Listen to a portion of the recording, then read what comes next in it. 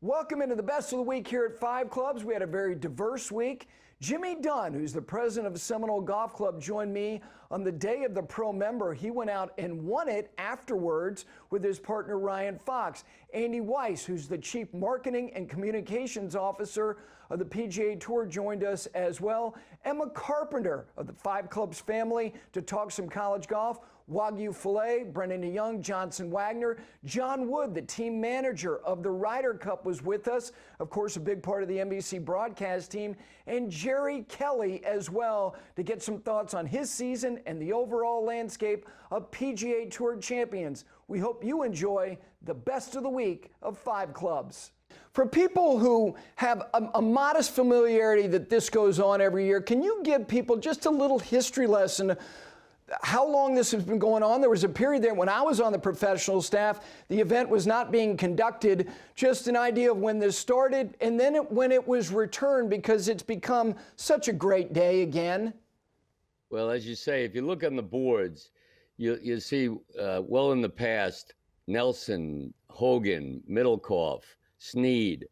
There was a sort of a member event, and I guess it got a little bit crazy in terms of the money pool, and so it kind of got a little out of hand. I don't know the exact, but they had everybody in the world playing it, and it stopped. And then my predecessor, Tim Neer, really wanted to bring it back to have a day where members could ask a professional to play, and then those relationships, hopefully, they had a good time, and he'd come back, and it would help build relationships and have fun and showcase Seminole as well, because everybody knows Seminole that's where Hogan played. Great history, and to see this new generation of players come and play it and enjoy it the way we have it, that was sort of Tim Neer's vision. And like most things, Tim always had a good idea, and I just follow up. Basically, is the way it goes. Jimmy, one of the things about this, obviously, this is a membership, an elite playing professional event. But beyond that, you've taken the responsibility to give Seminole back. What I mean by that is the Walker Cup, the Stevens Cup, the event that was done during COVID, the sense of responsibility. I know that got to you. Why did it get to you to feel like you needed to do things like that? Well, I guess I've always felt that if you have the privilege to be a member at some of these wonderful golf courses, you're not an owner, you're just a caretaker. And to the degree that we can share it in a refined, tasteful, hopefully elegant manner, we want to do that. So I was very excited about having the Walker Cup. I thought it was a terrific event. I think people really enjoyed it. Obviously, as you said, coming out of COVID, we have a lot of type A's at Seminole, and there was an urgency here to do something, and this tragedy was going on, and it just presented an opportunity to bring live sports back. So whenever we can do something that's consistent with the values and showcase really what we think is just a special golf club. We're not trying to be all things to all people. We're about, high echelon golf, well done, played well, enjoyed by people, shared by people. And when we can do that, we'll try to do it. And this event is another expression of that. I mentioned before the last commercial break, 18 major champions playing the golf course today. In total, 44 major championships won by those individuals. But the membership, it's one thing to have an IQ. It's another thing to have the golf acumen that the Seminole membership has. Walker Cup participants, players in USGA championships. I think, what's the percentage of the membership that has not just tried to, but has actually competed in a USGA championship? Well, yeah, during the Walker Cup, we looked at that, and we calculated basically 23% of our membership has been eligible and qualified for a USGA event. I always say I discovered that stat after I finally got into one and finished dead last. But I did, so that stat became relevant to me after I was amongst the 23%. But yeah, that is an important thing. We're really a golf club. That's what we're trying to be. And people that respect the game. I always say no and know how to get around in 3.5 hours.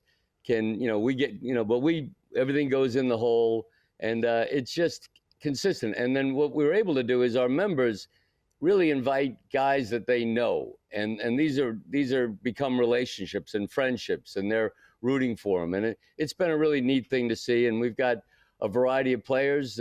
We've got as you said, the guy just won the Cognizant's playing today, and that's happened several times. So we're delighted with that, and we're delighted to see a new player come and play and then make history somewhere else. It's kind of fun for us. You know, Jimmy, when I was there, and you became a member at the time that I was on the professional staff there 30 years ago, you know, to see Arnold come there and play golf with the likes of Bronson Ingram, and obviously Jack coming there on occasion, and Ray Floyd, and I can go on and on. Tiger's on the golf course already with Seth Waugh, the former CEO of the PGA of America. If you had to get, how often has Tiger been at Seminole to play golf? I know he played with Tim Neer a few years ago. He was terrific. He played last year and he was very, very gracious and loved what we had done on the golf course, and had a great day. And he came back today, which is always good to see him and everybody. We want everybody to be invited. And so I think they're playing with Shane Battier and our Ryder Cup captain. So anytime we can have Ryder Cup captain or both Ryder Cup captains. Luke Donald's also playing too. So, you know, with that coming up in September, and I guess Davis Love used to refer to Seminole when he used to play with Billy all the time, and he used to refer to Seminole as the first major of the year. So it has a great. I'm playing with Ryan Fox today. We played a practice round yesterday. He and I and Danny Willett, and these are guys that I really appreciate that they want to be here. We try to keep it very low key. We try to make it a very enjoyable day, and I think so far we've done that, and we're going to try to keep doing it. But there's a great buzz around. Whenever you have this coming up, there's a real healthy buzz and energy to the place. There is a couple more things before I let you go, because people said they want pre-round interviews. We're giving them one because you're on the tee in about a half an hour. The Exactly. Cordes sisters, Jimmy, having Jess and Nellie there. That's got to be, you got to be delighted that the two of them are there playing together. Well, I absolutely loved it. I remember a couple of years ago when they played, Tom Brady, obviously he's playing today with our pro, Matty Cahill, and they were all excited about getting a picture with Brady at the cocktail party. So they bring a terrific energy. Obviously, we can watch both of their golf swings all day, and it's just exciting to have them. We're really excited to have everybody that participates in this. You know, there's nothing, they're not getting anything. There's no publicity, there's no money. There's just try to, come here. And obviously they've built good relationships with Johnny Waldron, who I think Nellie's playing with, and Mike Troy, who Jess is playing with. So I think they had a great deal last year. And I love it when they come back, because usually you don't come back to something you didn't enjoy. So whenever we can have them, they'll be invited, forever, as far as I'm concerned. Jimmy, there is some pressure. I did a little shoot with Rory on Friday, and he said his dad, by the third green, if they're not at least one under, he's already like, we got no chance. Now, and Rory's won the thing, but he hadn't won it with his father. So there are some people feeling some pressure, right? Well, look, it's all nice and it's all fun, but everybody wants that paint, as you said at the beginning of the show. And I'll feel it too. We all feel it. Foxy and I missed by a shot last year. We'd like to do something about that. I always laugh because when we went up and played a practice round years ago with Rory and his dad, and his dad was commenting how difficult, like, the shot was on 3, and Rory said, "Thank you for letting him see how difficult this is." But Rory will feel a different kind of pressure today. He's playing great. Obviously, his dad's a great player and great fun. I always tease. I say he's Seminole's most popular member, but I'm not rooting for him today. I'm rooting for myself and Foxy. We'd like to get on that board too, but they'll play well. But yeah, Gary, I always remember when I think you and I first met was on the beach right behind here at Seminole, because we always used to have a tradition of playing and then jumping in the ocean. And you'll be happy to know Ryan and I did it yesterday. So we were thinking about you yesterday, and it's great to be on your show, and great for all the success you're having, and anything we can do to help you, we'll be glad to do. Jimmy, thank you. Yep, that was 30 years ago. You said, we're jumping in the ocean. I said, Mr. Dunne, I have to go back to work. You said, we're jumping in the ocean, which we did. I'm glad the tradition continues. Thank you for taking the time and doing this. Have a great day. I know it's a special thing for the membership to share this with all these great players. Have a great day. Thanks so much, Gary. Best of luck. For people who don't know, Andy, look, you had a relationship with the tour before you started there because of where you worked previously with Aon. So you knew some of the personnel. You knew as much as you could know with respect to the policies, practices, procedures, and the ethos of the company, which is the PGA Tour, but you still had to make your own priorities when you got there. What were they, and how long did it take for you to identify the things that you thought were most important for you to work on, let's say in the first 6, 8, 12 months of the job? Oh, well, thanks, Gary. I mean, yeah, you're exactly right. Lucky to know a lot of the team and to have experienced a lot of the tour priorities, how we work here over the course of the partnership that Aon has had with the tour, almost 7 years now. And then coming in myself, it was really about, listening and learning from the other side of the table. And one of the things that we were so lucky to just be starting as I joined last August was this fan-forward research. And I think that's a really important priority for us because when we put the voice of the fan at the center of what we're doing here at the tour, it's hard to go wrong. And obviously the tour has gone through a lot of change. And so as I look personally at this opportunity, I think the next 3 to 5 years are going to dictate the next 50 years of professional golf. And so having the fan at the center of that, really understanding in a data-driven way what they expect from us, how we can evolve, that really became our North Star over the last 6 or 7 months. And listen, any organization that's going through the kind of evolution we aspire to, you got to be able to kind of keep your eye on the big picture, the deal that we're looking to get done, but also really focus on what we can control and what we can do on behalf of fans, players, and partners to constantly get better. You said earlier this year when you guys were talking about the response, the reaction, the feedback you got from the Fan Forward survey, you said this is an inflection point for the PGA Tour. Can you explain to the audience why it's such a critical time for the business of the PGA Tour? Well, when you think about it, Gary, the tour as it is constituted today has been around for a little over 50 years. That's often in the history of professional sports a moment where some form of disruption occurs. Obviously, that's an opportunity to take stock of where you are, how you get better, how you might evolve. You want to protect, obviously, the history and legacy of the game, but you also need to modernize. So the question becomes, how do you set priorities? What is the right path forward? And in our case, the fan forward research became absolutely critical because it really gave us a window into what our fans were thinking. Everything from our core fans who are so resilient and show up all the time to engage with our players, as well as our casual fans, including that next generation of young fans who we can't just expect to necessarily, kind of age into that core segment. There's so many things competing for their time. There's so many different pathways, if you will, from a fan perspective into PGA Tour fandom. We need to understand what makes them tick and where they start from. And then obviously there's the whole sports world, which is, more cluttered than ever before. Lots of stuff competing for fans' time. So when we think about the future of the tour, if we can create a really strong fan relationship and a connection between our fans and our players, then obviously there's a virtuous cycle that starts there, where the platform gets stronger, our partners are more excited to invest, and that's when this flywheel really starts turning, and we create all kinds of opportunities for our team, for our investors. The future gets even brighter. So that data sits at the center of that process, and we're really excited about what we've learned over the last 6 months. Andy, one of the things I know that you guys heard in the feedback was speed, pace. Explain exactly what? Like, are fans watching, and is their reaction, it seems like the overall round seems slow or slower, or is it the idea of when they train a camera on a player and the process of executing a shot seems slow? Like, I think there's a difference between people's context of how long it takes to play a round of golf inside a broadcast window to players who are deep into a golf tournament trying to win.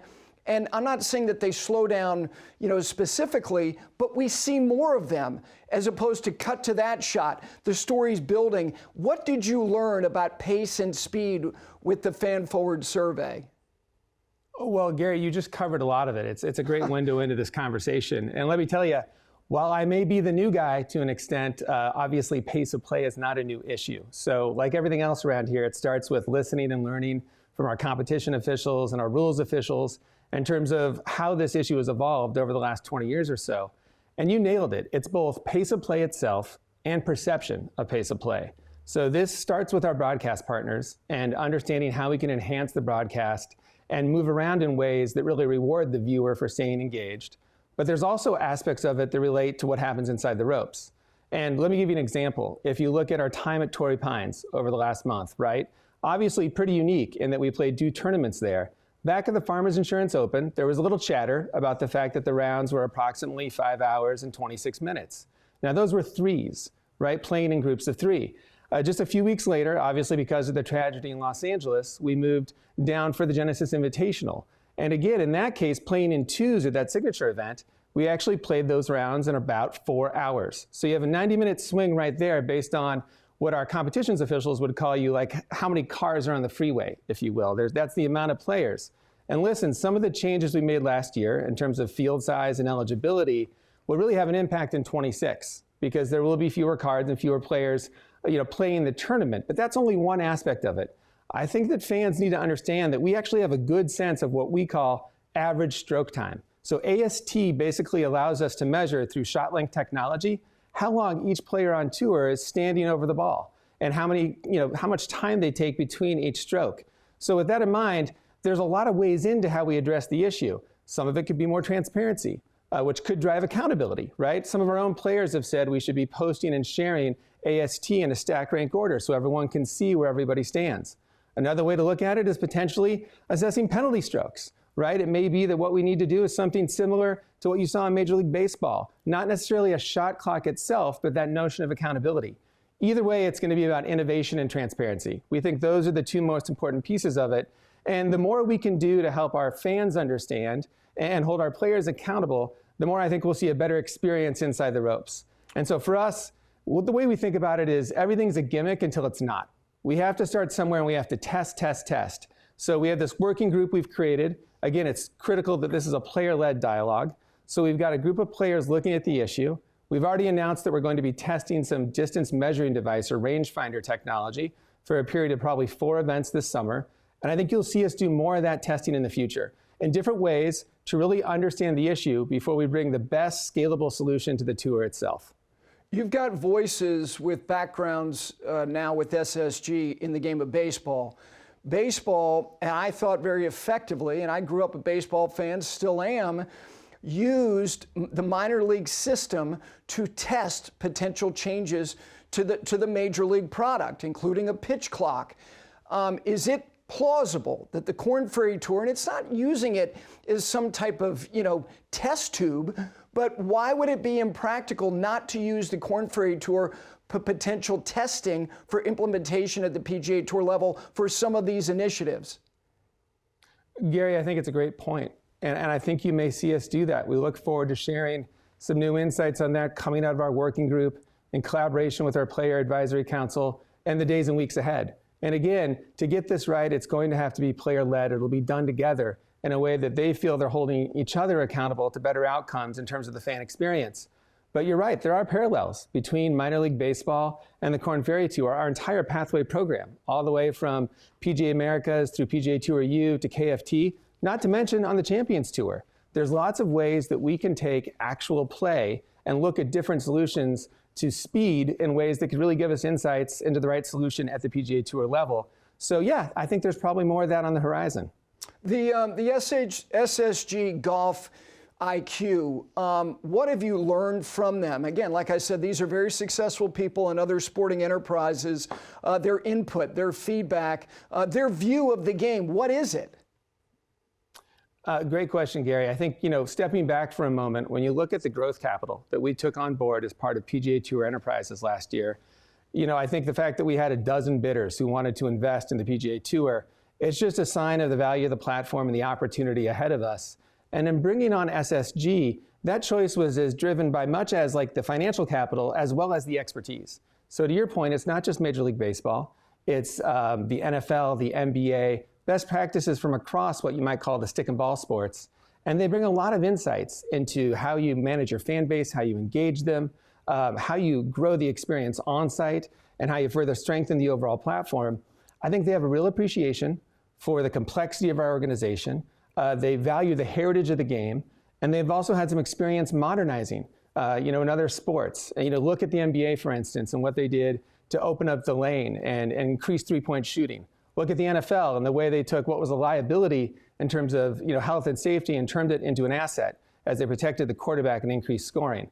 And of course, you had Theo Epstein at Major League Baseball driving a really interesting project around modernizing baseball, things like the pitch clock, things like larger bases, the idea of a man, on second and extra innings, things that would have seemed ridiculous until the data told them this is a way to actually be responsive to what fans want. And so the fact that Theo is an advisor to Fenway Sports Group, that's fantastic for us because FSG is a big part of the Strategic Sports Group, and their input is really helping us guide what comes next for the PGA Tour. Andy, as you're aggregating the audience, and what I mean by that is we look at what was on network television yesterday, and you're going, okay, I wonder how many people were watching. But in addition to that, you now have a digital product that really is kind of a sun-up, almost a sundown type of experience if you want it. Are you seeing people not necessarily leaving in droves from the linear experience, but what are you learning about the way people are consuming the PGA Tour in different ways? Consumption habits are changing, and it varies, Gary, a little bit by the age of the fan. But I want to start, by going back to a comment you just made there. I think there is a kind of a dated narrative, if you will, around linear TV ratings. There's no question that in general, streaming and other channels and other ways of consuming golf and PGA Tour golf as an experience, they're evolving, no doubt. But if you look at the first couple of months of the PGA Tour season, tremendous momentum across linear TV for us.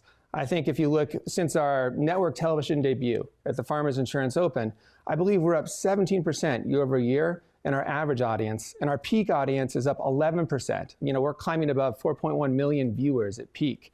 Internationally, we have a double-digit increase. We're up 10% in measured markets. And so as much as fan behavior is changing, and we have to meet them where they are, our core audience is still tuning in, and I think it's a result of great winners, high drama, iconic courses, and tournaments that have meaning. That's what golf fans want. That's what PGA Tour fans want. Now, in addition to that, we got to learn how to show up in streaming, and we're doing that through PGA Tour Live.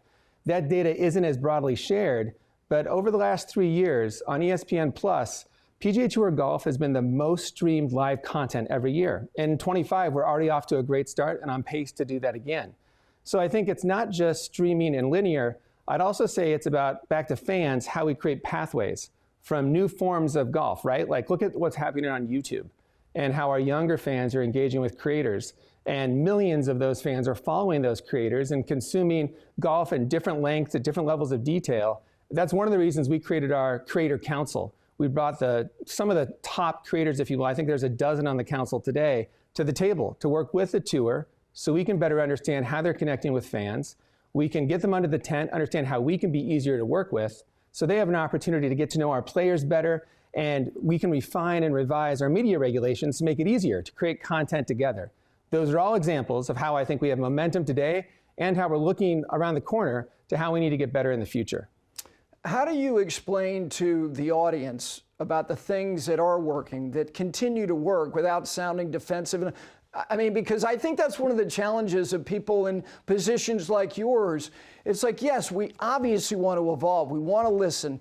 That the Fan Forward survey is a perfect example of saying what is working, what isn't. So there are things that do work. So how do you effectively explain what is working without sounding defensive? And I'm not suggesting you are. Well, thanks. First of all, thanks for saying I don't sound defensive. I mean, I think it's conversations like this, right? I think that for a while now, we've been focused on getting our priorities straight and obviously focused on the deal and the potential for bringing golf back together. But alongside that, we need to be focused on what we can control, what we completely have control over. And that starts with the fan experience. And if we want to get the benefit of the doubt and prove to our fans we're focused there, we need to have conversations like this. We need to be talking more about what the data tells us. There's a lot of emotion. Why is there emotion? Because fans are passionate. Everyone has a perspective on how golf should evolve and what can make the PGA Tour better. That's great. We want to listen, we want to learn, and then we want to take the data and make it objective. We want to say these are the priorities as we understand them from our fans. We want to take that data to our players so we can have a conversation at the Player Advisory Council about how we might evolve alongside those fan expectations. And again, when we're aligned with our players and we understand what our fans want, I think we win. And along the way, we just got to make sure that we talk about it so everyone understands that we're focused on the right things and committed to constantly getting better. Do you think your players, who, from every player I've talked to, they're paying more attention, there's more intellectual investment on their part. Do you think the players and the fans basically want the same things? Well, I think players want to play in front of, packed tournaments and tournaments that matter, that have meaning, that have history. That's their legacy. I hear them talk a lot more about what it means to go through a list of where they've competed and where they've won than the purses that they've captured. And our job at the tour is to make sure that we get that message out there because we think that engages fans. And I will tell you, I think players are really sophisticated in how they're thinking about this moment, and they're really focused on what fans want from them. They love the fan forward research data. We'll be sharing more of that this week at our Player Advisory Council. You'll hear the commissioner talk more about that next week in his remarks at the players. But I think they understand their own brands. They understand the need to get out there and make themselves more relatable to our players, back to my YouTube point and the value of working with creators to really meet our fans where they are. And I think fundamentally, you're seeing our players begin to adopt what I'd call an owner's mindset, which I think is connected to that idea of our player equity program. First of its kind, really, in professional sports, and an opportunity to bring players along and help them understand that the way they engage outside the ropes either increases or decreases the value of our platform. And they hold that equity. So over time, I think we're going to be more and more aligned with our players in terms of how the tour evolves and how we bring our fans along on that ride. Next week, as you mentioned, in terms of what Jay is going to share, you know how people are, you know how fans are right now, that this idea that we feel like there's some type of resolution on the horizon, that it's much, much closer than it's been. Is that fair? Well, I think we've had 2 meetings in the White House in the last month. So I think by those standards, those are pretty important steps forward. I would also say that bigger picture, we did some research as part of Fan Forward around what fans want to see in terms of how the game evolves. And almost 70% of our fans said they want full reunification. They want the game to come back together. They want the best players in the world playing together more often in tournaments with meaning in ways that they can relate to and be a part of themselves personally. Only 30% were interested in some form of investment going forward. They'd much rather see a full resolution of this. And I think based on the public comments you've seen from Commissioner Monahan, you've seen from Tiger Woods, you've seen from the president himself, I think everyone's focused on that outcome because we want to deliver for our fans, bring this game back together, and celebrate its great legacy while we continue to make it better for everybody involved. Let's talk about some of these teams because you're going to share with us, and again, all the way through the NCAA championships, your perspective on who's playing well, teams to look out for. Let's start on the men's side. Right now, as we put up this list, your top 3 teams. We'll get to the other things with respect to a wild card and your player of the year. But let's start first. Number 3, Ole Miss, and then we'll go in ascending order 3, 2, 1. Let's start with Ole Miss. Why do you like them so much? Men's college golf has some unbelievable teams as each and every year it seems to be. Ole Miss, I've got them in here because right now they're sitting up top on the scoreboard clipped rankings in points, and there is the biggest disparity between first and second than there is between any other 2 teams, and that's on both the women's and the men's side. Of the 5 events that they've played, they've only lost to 3 teams, which is unbelievable to be really dominating that often. Florida, currently ranked 11. They've got Ian Gilligan and Jack Turner, both inside the top 30 on the World Amateur Golf rankings and on scoreboard. Ian Gilligan is 10th on scoreboard, 5th on Wagner. He was at Long Beach State, transferred to the Gators. This is his 2nd year. He's already won 3 times as a Gator, was SEC Golfer of the Week 4 times within the last year. Won the Western Am. I mean, just some really, really solid golf. And then Arizona State up top. They got 2 really, really good players up inside that top 10, including Preston Summerhays, who's really famous golf family. They're just some really good players. All right, let me ask you about Illinois because you list them as your wild card team.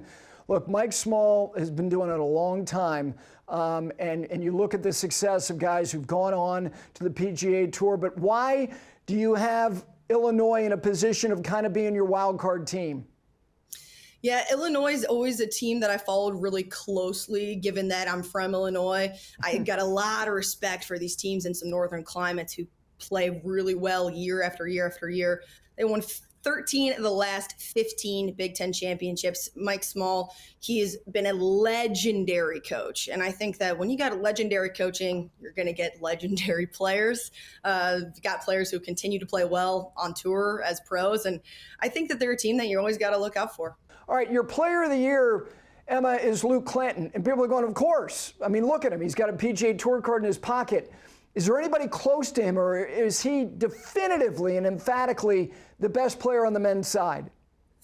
I think that what really separates Luke Clinton is his success both on tour and in college golf. I mean, gosh, just if you look at the last couple of weeks alone, he played at the WM Phoenix Open where he missed the cut by 1. Then he went back to play in a college event where he won at Watersound by 3. And then the next week went to the Cognizant, made the cut, finished T18 and got his PGA Tour card.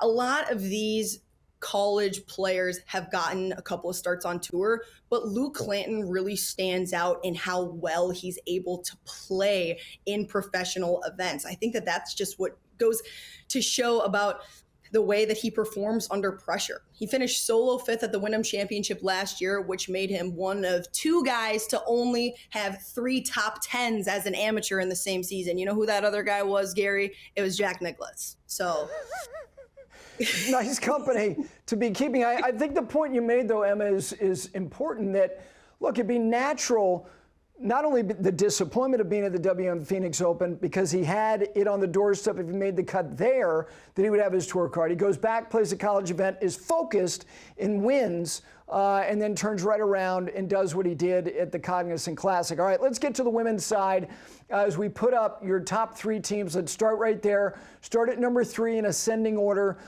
with the University of Arkansas. This season of women's golf is absolutely insane, Gary. For Arkansas, the depth they have is just unbelievable. They won at the Puerto Rico Classic just a couple of weeks ago. I played in that event last year. They won by 13 shots. They had 4 players finish in the top 10. That is the definition of having depth, because what I love about golf is how much a single player can have an impact on a team. I like to compare it to basketball a lot, because when there's only 5 players on the court, when there's only 5 players in each event, one superstar player makes a huge difference. But when you have 4 players that can go out and win an event on any given day, that's what wins you national championships. They're also playing really well this week at the Darius Rucker, which is a huge women's college golf event. Oregon, they are off to a super hot start this season. They came in second at their first event of the spring that had 14 teams in the top 50, and then backed it right up with a win. Stanford's currently the top-ranked team on College Golf Scoreboard, but they're playing really well against Stanford right now at the Meadow Club. I also played in this event back my freshman year. And they just got a super stacked team. 2 players inside the top 15 on the Scoreboard Clipped rankings. And at number 1, I've got South Carolina. They just added a player to their roster, the 18-year-old Galitsky, to what was already their insanely strong team. She just won the Moon Golf Invitational just a couple of weeks ago, which was only her second college golf event. And they already had an insanely strong, seasoned team. Hannah Darling, Louise, they're both in the top 20, and now they're adding this player as well. I watched them in person win the Annika Intercollegiate this fall by 27 strokes. So they were already just playing phenomenally and so dominant as well. And the Annika Intercollegiate is one of the best events in college golf. So for them to be performing that well and then add this player to their roster is just, they're going to be a force to be reckoned with. All right, let's get to your wild card on the women's side and also your player of the year. And people are going to see that name and go, yeah, she won a big event, didn't she? Oh, she did, just about a year ago. So let's start with the wild card team. Absolutely. So, the wild card team is what leads me into my player of the year as well. This wild card team, I could have easily thrown them in my top 3 just because, and it's hard not to give a Big Ten team for my wild card, Gary, because the Big Ten's absolutely stacked this year. But Florida State, they won their last 3 events. They've got 2 players in the top 10 in the college rankings. this team totally could have gone up there in the top 3, but I think just the start that they're off to this spring is kind of making everybody say, like, wow, I mean, just how good can they really be? It's unbelievable. Moving into my player of the year, Gary, Lottie Wood, she is an absolute stud. She's a junior from England, ACC Golfer of the Month. They just announced that she was a few days ago. She's number 8 on the scoreboard clipped rankings, which when I reference that, that is your college golf specific rankings. It's based on a point system. And she's also number 1 in the world amateur golf rankings. So I have Luke Clanton, who's also not number 1 in the college rankings, but he is on Wagner, your world amateur golf rankings. And then Lottie Wood as well. Her short game and putting is just unbelievable. Of the 6 events that she's played so far, she's individually placed 3rd or better. And these are all in insanely strong fields as well. I think that when you are a golfer consistently putting yourself in contention to win week after week after week, when we know how much this game has ups and downs, when players aren't really seeming to have a whole lot of downs, I think that it just shows how dominant they are. No question. Listen, you're going to be providing all this information and, again, giving people context of what these reference points are as it relates to ranking systems, which a lot of people are unfamiliar with, and that's obviously why Emma on Campus is so important to 5 Clubs here. Thank you. Have a great day. I know now, and for people who are wondering, she's still in Minnesota, right? Oh, no, she's West Coast now.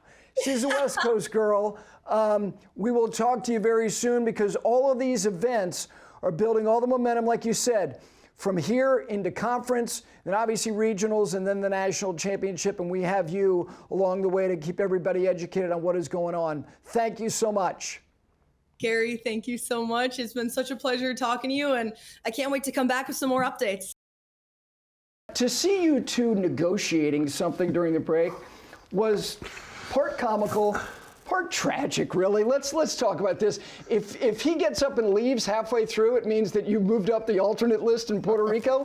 Where do you sit right now on the alternate list to be in the Puerto Rico Open? I'm 8th alternate. It's a tournament that he and I both have played really well. It's got a history of the line moving quickly, guys withdrawing late. So if I get in by 1, 2 o'clock tomorrow, there's a 6 p.m. flight, I will be in Puerto Rico. But I'm not going to go down. Will he be with you? No, he's asking for too much to be my caddy. I told him I'd pay him well, but he's asking for the moon. And if he does caddy, I'm 100% bringing the big bag. Well, I need the upfront money because there's no chance he's going to make the cut. There's absolutely no chance he's playing the weekend. So. But you did actually say out loud, I want 20% of what you earn. Well, 20% of nothing is nothing, unfortunately. I'm going to go down, win. We're going to get into the Players' Championship, and then you can make 20% of a big purse, biggest purse in golf. So you're promising me the Players if we win Puerto Rico? Absolutely. All right, I'm in. Wow, I didn't realize this show was going to be fiction on a Tuesday.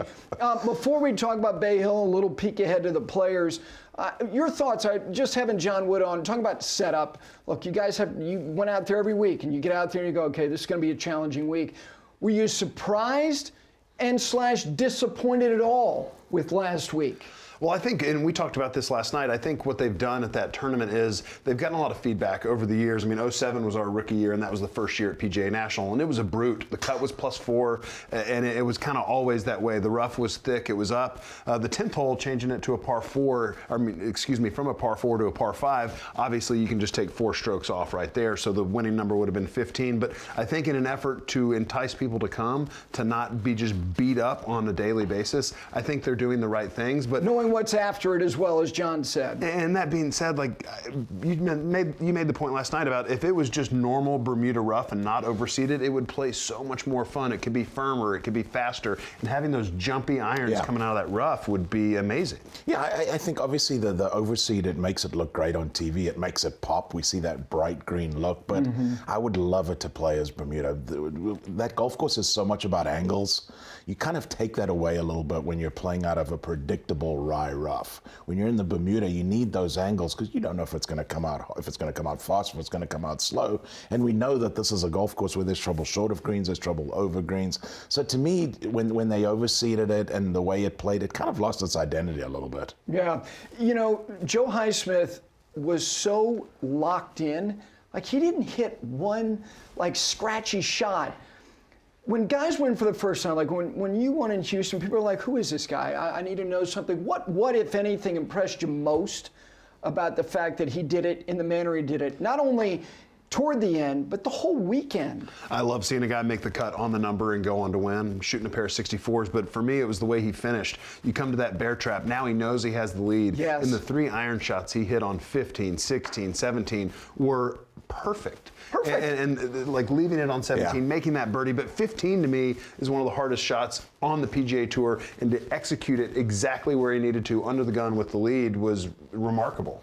I likened it to Thomas Dietrich a couple of weeks before. Like, if you'd watched this guy, you didn't know anything about him, you would never have known that he'd never been in that position before, closing out a golf tournament. Like, it looked like it was, I mean, not second nature, but he did everything that he needed to down the stretch. And I thought his mindset was impeccable the entire weekend, really. Yeah, I thought it was cool that Joe LaCava IV is on the bag. You know, decision making, like you said, people say they weren't perfect. Under the circumstance, the execution of those shots really was perfect because he took into consideration the fact that now I'm in the lead, in the right weight, the right lines, hitting it past the flag as he did on 16, and again on 18, splitting the fairway. Stories like that are cool, and what happens from here, we'll see. Let's get to the top of the food chain. What do you need to see? Scheffler, Ludwig, Rory. I think right now they're the 3 best players in the world. Would you guys agree with that? Absolutely. Yeah, Okay. very much so. So what, if anything, do you need to see to have them locked in as your 3 favorites at Augusta National? Look, the Players is massive. We're going to do a Players preview that's going to be available by Thursday here. Taylor Zarz will be joining us for that. What do you need to see from those 3? Well, from Scotty specifically, the way he played Genesis, he showed flashes of #1 player in the world from last year, total dominance. But coming down the stretch, and even on Saturday, he had a lot of pulls off the tee and with his long irons. So at Bay Hill, what I'm looking for, Scotty's had 2 weeks off. Get rid of the pulls, put that ball in play like we're used to seeing, because, I mean, 16 at Torrey Pines in the Genesis, he misses that long iron well left in the bunker. He did it on 11 as well, and it just cost him the golf tournament. His good is still good, just need those misses tightened up. Yeah, I don't think we need to see that much, to be honest, Gary. Like, I think if any of these guys sort of get around contention, if they play some decent golf, if they're in the mix a little bit, that's enough for me. I've seen enough already where these 3 guys will be my favorites. Do you expect that all 3, whether it's this week or next week, that deep into the golf tournament, 1, 2, or 3, and that's hard. It's hard to get these guys in that situation a lot, if ever. But do you expect all 3 of them to truly be in contention, whether it be this week or next week? Yes, I would expect that. I don't know if you can Who do guarantee. you hesitate with if of the 3? Rory? Probably Rory, mostly at the Players. I don't think, I know he's won it before, but it was a cold, wet week. I don't think the Players Championship is a great fit for Rory. Obviously, it's not a great fit for anybody with the exception of Scotty Scheffler. And Ludwig's just seeing both of these places for the first time, so it certainly wouldn't be surprising to see him in there, but I'm going to give him a little bit of leeway given the fact that these are 2 golf courses that require a ton of local knowledge, and only seeing these tournaments for the second time, I think that's a hurdle to overcome. Yeah, I think all 3 will be in contention this week at Bay Hill. I think Bay Hill's a perfect golf course for all of those guys. You got to drive it great. We're going to see some thick, rough, and firm greens, and the Players is a weird one because there's so many guys that you expect to play well that you don't expect to play well that do. It's that kind of golf course. It's kind of quirky in ways, and anything can really happen that week. It's true, and that's why I think it's fun. I'm looking forward to doing the preview we're going to do for everybody on it, because guys who have won outside of the win may have no record to speak of, which I think is one of the cool aspects of it. I want to ask you both about the sponsor exemption conversation. In your years, when you looked at who got spots, did you ever go, really? Again? Or really? Why? Look at you guys looking at each other. I've got one that always irked me a little bit.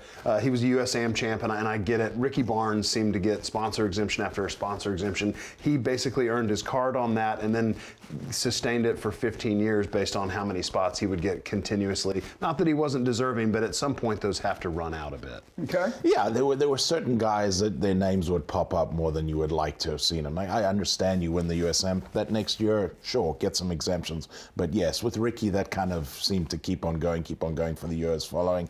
I have no problem with these sponsor exemptions. I would have understood completely if Spieth had got one. Of course, it makes sense. He's a needle mover, but I also understand him not getting one. I've got no problem with it.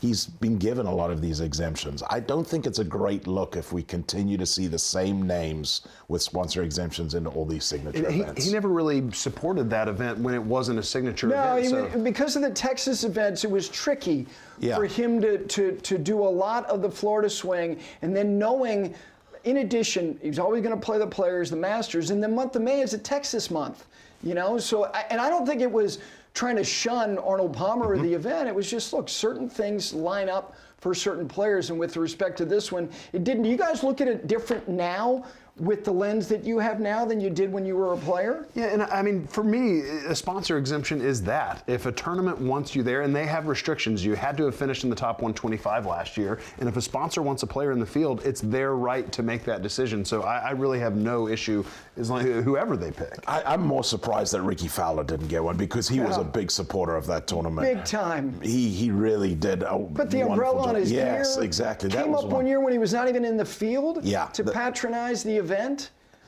And again, it's their choice. From a business standpoint, there's no one that can argue that the event is better off without either one of them, in particular Spieth, who is giving us an indication that he is more right than he's been in over a year. But I'm not going to jump up and down about this stuff. It's like you said, it's their business, and they've made the choice to go in that direction. I didn't care for the remarks that Jordan Spieth made. Like, I needed to play better injured was kind of a backhanded slap. He'd already gotten 2 spots this year. Yeah, I didn't care for those remarks at all. It was kind of, I don't know, crying about it a little bit. Let me ask you guys about, in the absence of guys. You better watch your words. You're talking about my dog. Look at your phone. You've been down that road recently.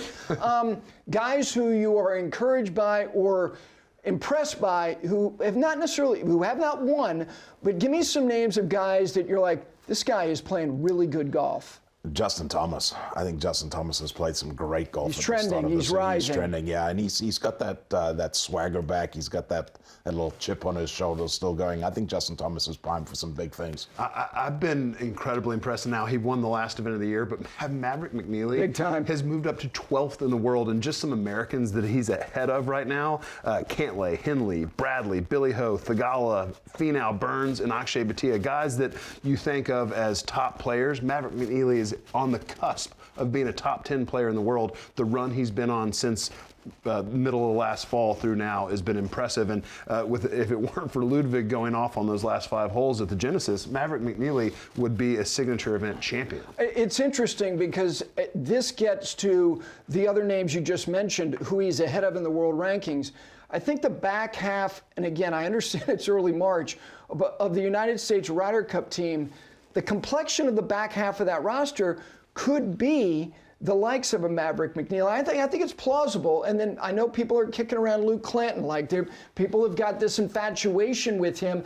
Akshay Bhatia, who has a couple of top 10s. He had back-to-back 9th place finishes on the West Coast as well. Russell Henley, who was on the President's Cup team, who clearly vibed with Scottie Scheffler, which again, you start looking who's flexible, who's comfortable with certain people. Russell Henley always plays well at the Cognizant at PGA National. He's another guy who I think can validate the skin of being on the President's Cup team. It wouldn't surprise me if he was on the Ryder Cup team. Oh, not at all. I've got Russell Henley on there. He's got a lot of moxie. Yes, he does, and I think he shows up every week now. He's around the lead.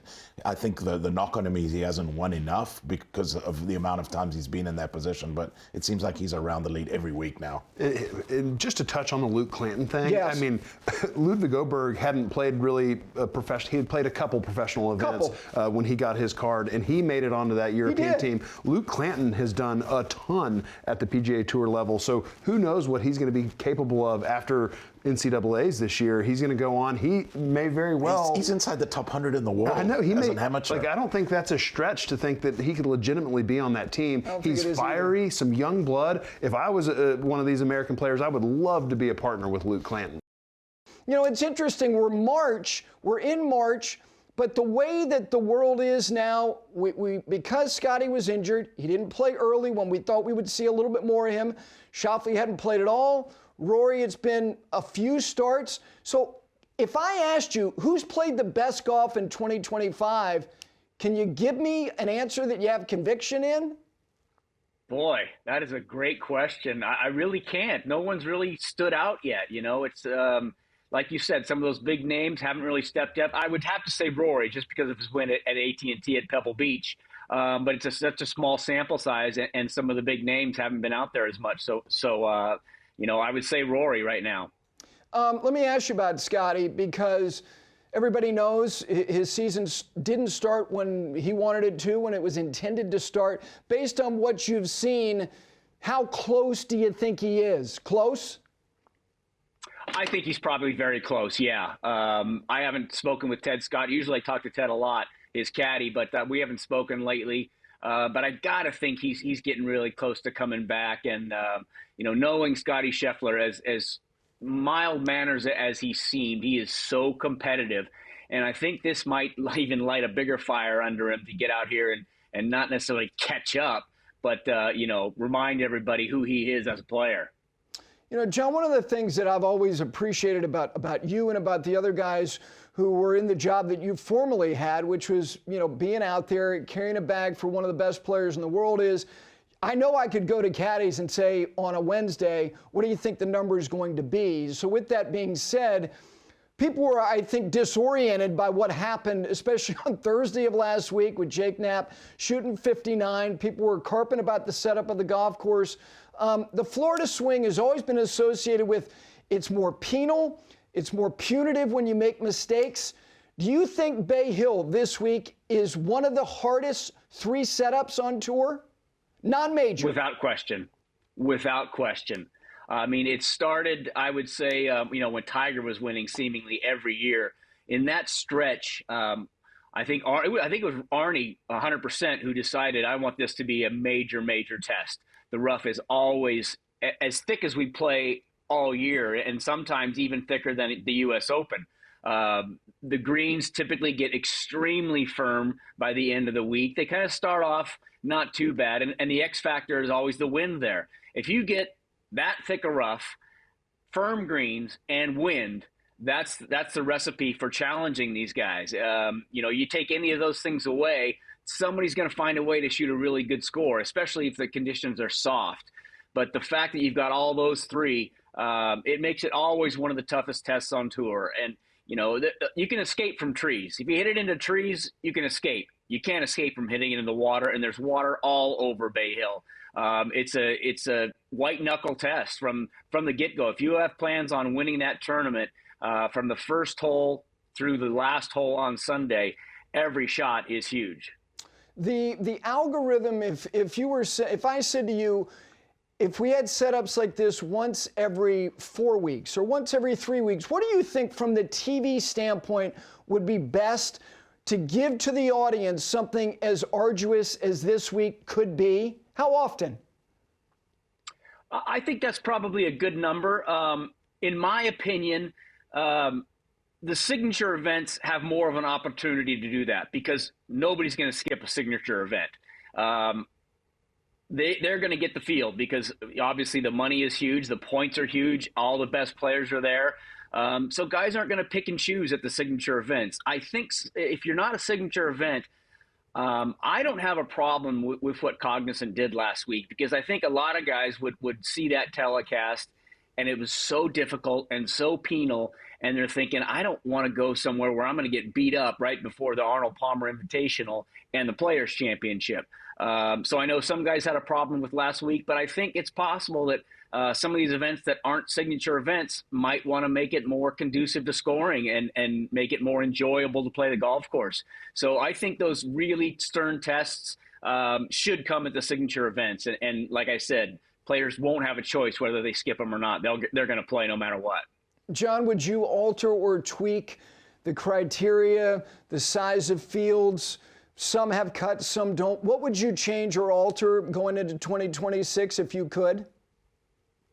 I've always liked the cut, personally. I just think it adds so much to the week knowing that you can't just not mail it in, certainly not. None of these guys mail it in, but have no pressure on them for the first 2 days and kind of, just play golf and see what happens and see where they are after 2 days and then make adjustments going into the weekend. Some of the most pressure I've ever felt as a caddy were on Friday afternoons, especially at big tournaments. The worst feeling in the world is knowing you're not going to have a chance at all on Saturday and Sunday because you're not going to be there. So I love that Friday pressure of having to make a cut when you're close. So if I could do anything, I would bring back the cuts and not have no cut events. I just think it adds so much to the storyline of the week. Well, I mean, look at last week. Highsmith had a 4.5 footer to make the cut on the number. Now, we didn't know what was going to happen over the weekend, but he misses that, and this story doesn't even develop. So I think I think having cuts on Friday is a good thing. For people who don't know, you're a very curious guy. So you're always got your antenna up on things that are interesting to you. You're now in a position where you have another responsibility that will culminate in September at the Ryder Cup. Have you noticed the way that you're observing things, maybe writing down notes, gathering information, is different than the way that you've done your job in the past? Maybe a little bit. It's been more so collecting information to give out to players and to caddies, what to expect, what we're planning, asking their opinions on things. Not necessarily yet watching what kind of form they're in. It's more so me kind of trying to provide to them anything they might want to know, rather than picking getting information from them. So I think possibly when I'm in groups with guys that I would expect to be on the team, I'm certainly watching and maybe talking to them more, talking to their caddies more, just to be in touch and just so they know if they have any questions, want any information, they can come to me. And it's all going to be kept private, obviously. Like you said, you're not as wrapped up in form right now because it can be fickle, but I know it's not lost on you that Europe is off to a great start in the collective with wins on the PGA Tour. You had a few more, obviously on the DP World Tour, a winner on Live from Adrian Meronk. I think that they have more depth than they've ever had. You have to know your opponent. Would you share that feeling that their depth is showing? They do have quite a bit of depth, and I think you're exactly right. More than they've had in the past. You remember when they started winning a lot of Ryder Cups in the 80s, it was basically those big five players that kind of carried the team, played all 5 matches all the time. And even in recent years, it's been very, very top heavy. The way they've done it, though, is kind of bring the rookies along with the veterans, pair them together, and kind of come to here's how we do things on this European team, and they've learned. But they are a very deep, formidable team right now, with a lot of young players who are hungry. So it's going to be a huge challenge. I think it's going to be one of the best events in the history of golf. Personally, I think a Ryder Cup in itself anywhere is great, but being that it's at Bethpage, that Europe is strong, that the U.S. is strong, it's going to be a great battle. It absolutely is. You've been involved in this system for a very long time, so you've seen in a non-team environment sport, team building trying to be conducted, and for the United States on an annual basis with the President's Cup and subsequently with the Ryder Cup. What is the most effective team building exercise you have heard from somebody outside the system, like hypothetically like a Coach K? Is there somebody that said or shared things with you and with the team that really resonated with you? A few of the team events when Michael Jordan has been around, he's been incredible, and just his insights into competition. Because obviously it's a completely different sport, completely different parameters in what you're trying to do. But some of the things that Jordan talks about in terms of just competition and mindset, and how to, one of the things he said, I remember when he was one of Freddie's assistants at Harding Park, was don't judge. You cannot judge anything that happens until either the hole or the match is over. sometimes you're going to get a shot that if it was a medal play tournament, you just beat yourself up over. But you watch Ryder Cups and President's Cups, you see more balls, more shots hold off from off the green than you do all year long. And that's because guys don't give up. They don't quit. They put it in their mind that this is where I can really turn something around and do something crazy. And Jordan really imparted that on everybody on that team. It's just that you can't judge yourself or your partner. Go into every shot 100% and give it everything you have, because you never know what's going to happen. We've watched the match play for years. Things turn around in the drop of a hat. So, sometimes you'll get frustrated with your golf swing and be trying to fix your golf swing. Don't try and do that stuff during a Ryder Cup. Try and get the ball in the hole no matter how you can. John, last thing, give me a little idea of the contrast between this week and next week. Both very demanding tests, but different. What is the biggest difference between Bay Hill and the Stadium course? I would say typically the rough. The rough at Arnie's place is typically much, much thicker. Sawgrass tends to give you a chance. It's not easy. It's still a significant challenge, but it gives you more of a chance. Whereas Bay Hill, I think sometimes you get in there and it's hack out, hit a wedge down and try and get it up and down from 50 or 80 yards. Whereas I think the Players Championship, if you find the rough, you have a chance to. It's going to be tough. You got to take a little bit of gamble, but even then, if it goes through the rough into the pine straw, you might have a little avenue to try a hero shot. So I would say between those two courses, that's the biggest difference. And of course, the weather. If one week has wind and the next doesn't, it's obviously going to play easier with no wind. So that's the X factor in both weeks, is the wind. At 58, what do you do better than you did at 48 on the golf course? Control my emotions, no question about that. You know what I was like back in the day. I was pretty volatile, and I really wasn't the same person off the course. And I think a lot of the players, after being with me for so many years, kind of figured that one out. But yeah, it helped me, hurt me in my career. That was always the question. If I didn't have that kind of fire with my swing, who knows where I would have been. Selling insurance, I think. Well, listen, I was lucky enough to spend some time with you doing an instructional shoot, and you shared your process. And one of the things that is clear of anybody who has done it as long as you have is that you have a competitive bent. When did you know you were competitive? Because you were a good athlete, you did other things, hockey was part of your background. How did you know you were a competitive person? Basically caddying for my father and watching his competitive fire, yet he was extremely calm. And my mother picked up the game when I was born, basically.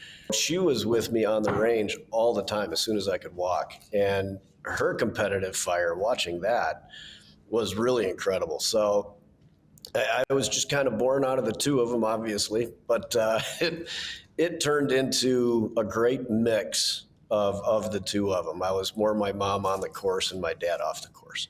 Well, I mean, that to me is interesting, because the combination of nature and nurture, which you were in that cyclone of it, and it produced what you are. The other thing, Jerry, that I think was really important for you as far as your career transitioning to PGA Tour champions is that you were always so competitive that you played a full schedule all the way up until that. There are guys who, look, from 45 to 50, there's this state of purgatory. How valuable was it for you to play against the best players in the world, literally until you were 50 and beyond?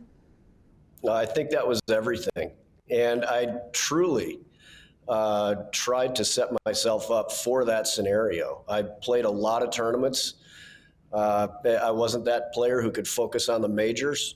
I wanted to play as many tournaments as I could, garner as much career money, so I had a safety net on the Champions Tour. And I was very happy that I was successful in doing that. I lost by a shot at Hartford my last year. I always tell people I was exempt my first year out here. And I really kind of committed out here more than I did on the PGA Tour, just because that first tournament in Naples that I played, I had the fire, I had the nerves. I mean, I was trying to tee it up like this, and I'm going, yeah, this is probably where I belong. If that's what I live for, is that fire. And this tour gave it to me right off the bat. So I committed here. You know, Jerry, winning the senior players gets you in the players. You've done that a couple times. You've also played in the Sony Open a handful of times after 50. So you have gone back and you've seen what it's like now. What is most different when you dip your toe in the water, when you see guys, you know, who are half your age? But what is the most different about when you were 30 compared to the guys now who are 30? You know, it's the equipment, but it's the individual. I think the equipment gave the ability for the incredible athlete, the big, huge, wide arc, the 6'2", 6'4" guys. It gave the ability to be able to hit the ball straighter with that speed. I mean, it's absolutely incredible that they all have the speed. And that is, when you get to play against it, when you're still the old school guy, it's shocking. I mean, it's over 100 yards sometimes. It's pretty crazy. But you know, you put the big heavy metal shafts, the woods and the Balata balls. The amount that the ball had to spin, I don't think you could really up your game quite as much as they are now. So it's a great combination. The athletes are there. There's no question. The workout trailer is full. I was actually in there. I could barely find a spot to do my stretching and working. And, you know, they're looking at me, and I'm bringing a coffee in, and, you know, they're lifting and working hard. I'm like, you're doing pretty good. Your tour, is it possible that a 67-year-old guy is still the best player? Is that reasonable to say that? Look, I think the top 10 on your tour, there's equity there. It seems like you guys trade punches on a weekly basis. But is the 67-year-old guy still equal to throw as many mitts as anybody else? Unbelievably, yes. I would not call him the best player anymore at the time that we're at. There's a lot of, you know, incredibly consistent, very good ball strike, but they were products of Bernard.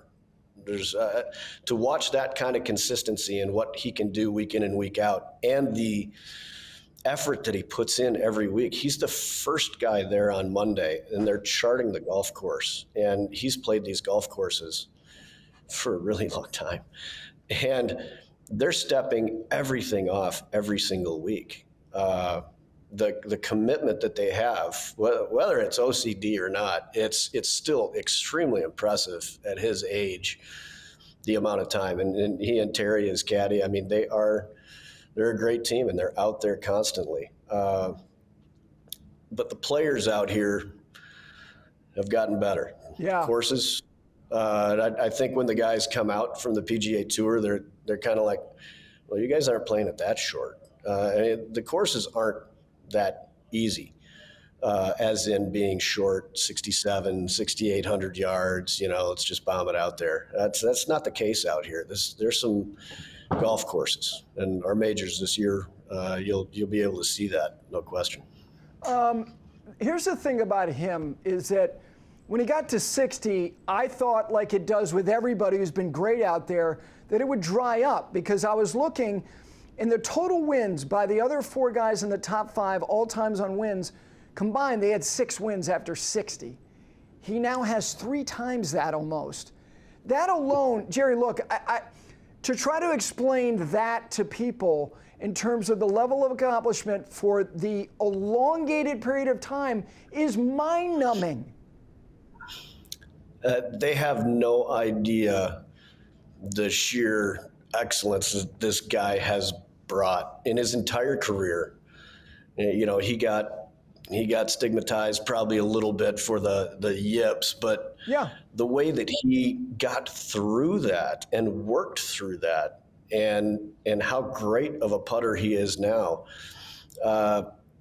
he will go down, I believe, as one of the greatest competitive golfers ever to play. I'd put him seriously, squarely in the top 5, definitely in the top 10. And who knows who I'm forgetting in the past and all that type of stuff. But I'm talking about consistent, competitive, at the top golf and at the top of where he's at. It is. Trust me, we were all expecting it to drop off at 60 as well.